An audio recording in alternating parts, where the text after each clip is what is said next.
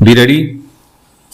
Start. Sir, some days ago I had the honor of presenting to the House the report of the Planning Commission on the second 5-year plan.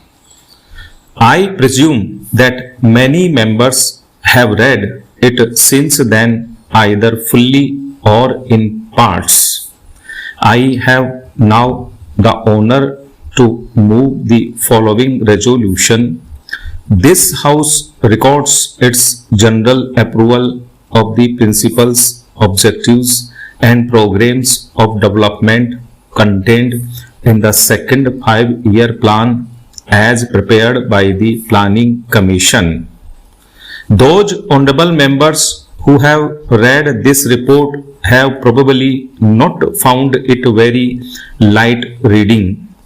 A report of this type can hardly be termed light reading, although I believe there are many parts of it which are exciting reading.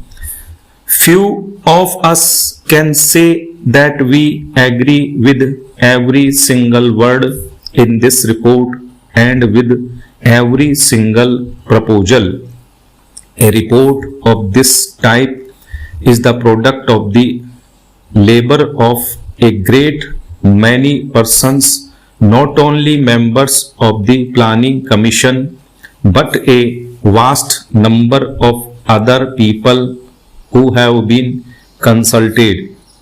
Among them are experts of our own country and of foreign countries and others representing various interests and professions in the country. As with all joint products, there is an attempt to meet different viewpoints. I hope this House will view the report as a whole, keeping in mind the unity of approach, objectives, methods, and principles underlying it, and not so much the details. It is open, of course, to any honorable member to criticize or to make suggestions in regard to any part of the report, whether it be principles or details. But I submit that the important thing is to get hold of the main principles. I propose, therefore, to deal with the broad principles only.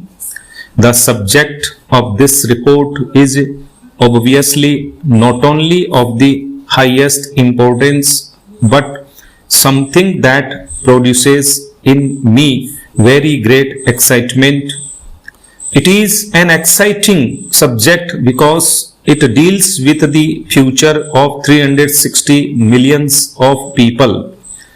To some extent, that future will affect the future of other countries and even of the rest of the world. It therefore becomes an enthralling and exciting subject. We are engaged in the shaping of the future of India. Surely there could be few subjects more exciting than this.